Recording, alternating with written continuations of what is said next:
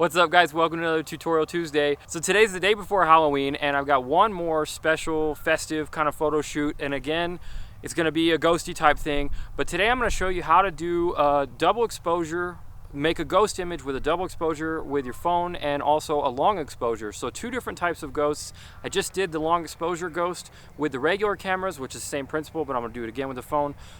But we're going to go over how to do double exposure with this, and I'm going to use Snapseed for that. I'm going to use the drift method. Freaking incredible. Round F16 for that to get that sunburst. So I really hope that there's no actual ghost out here, because this place is super creepy. And that's, jeez, Brittany, come on, a sheet? Really? We got work to do. Take that. No, jeez.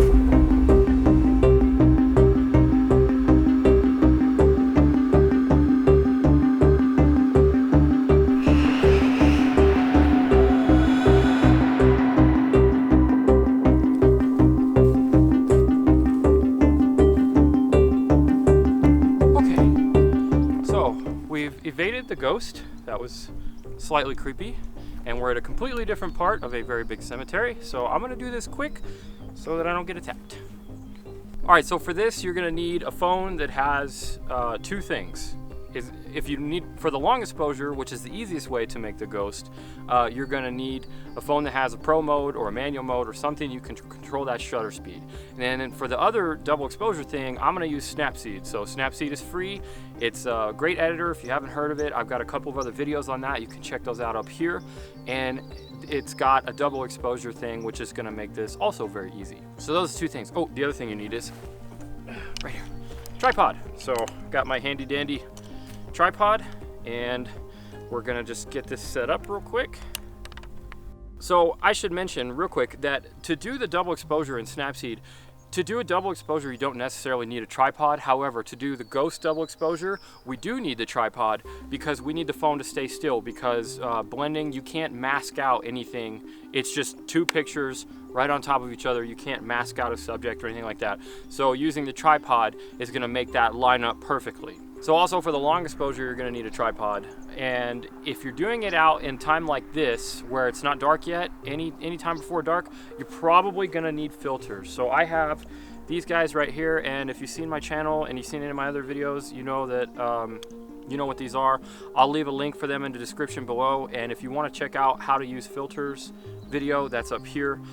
So basically, I just have right now I have on a 10 stop and another ND8. So I'm gonna put that on over my lens just like that, and I'm gonna have Brittany just walk up, find a good composition, something that looks creepy, and I'm just gonna have her. What you need to do is you need to have your subject stationary in the position that you want to see the ghost-like image, and you need to have her there, or him, you need to have your subject there for at least half of the exposure time. So whatever the exposure time is, if it's 10 seconds, she needs to be still for at least 5 seconds of that, so that there can be a semblance of the specter-like creepiness going on, human form, and then have them get out of the way. Just tell them to run out of the way. So that's what we're gonna have Brittany do. So for the long exposure, the settings you're gonna want are gonna be dependent on the light, of course, but for the actual shutter speed time, you're gonna want something that's about 2 to 10 seconds. So my phone, the Samsung Galaxy S9 Plus, can only do up to 10. I know there are phones out there that can do longer than 10, so if you're in the nighttime and you have a 30-second max shutter speed, you could certainly play with that. But just keep in mind, you're gonna need to keep that you're gonna need to keep that subject frozen for longer.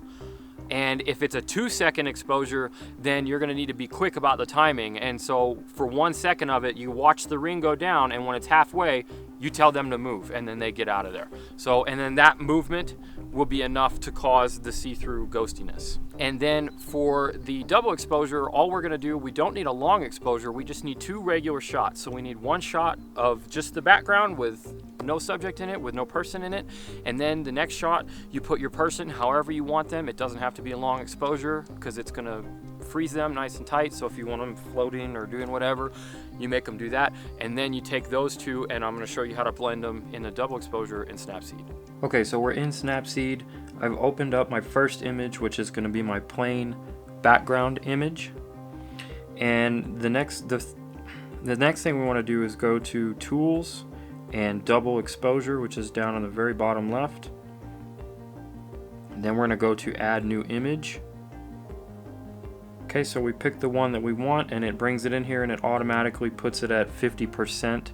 So we can hit this water drop looking slider on the right here, and that will control the opacity of the second image. And then you can just set it to wherever you want. I'm gonna go with there. It looks a little bit under 50%, looks kind of cool. She looks like she's missing a head. So that's pretty much it. It's super simple. Now the next thing you can do is then move on to editing it however you want.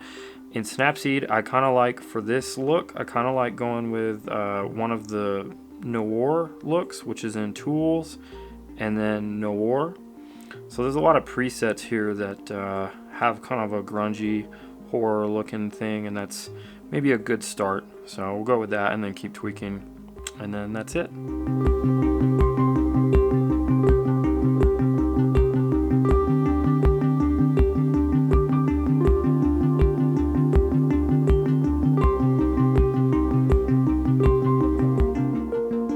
Alright, so that was it. Those are both super simple, super easy way to make ghosts. I hope you guys enjoyed this video.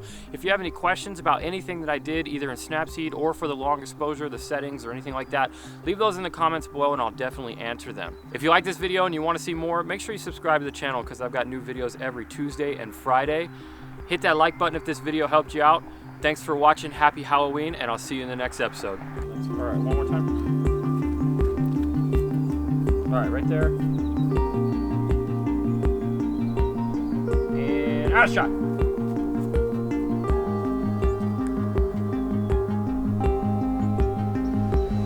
Oh, that's excellent.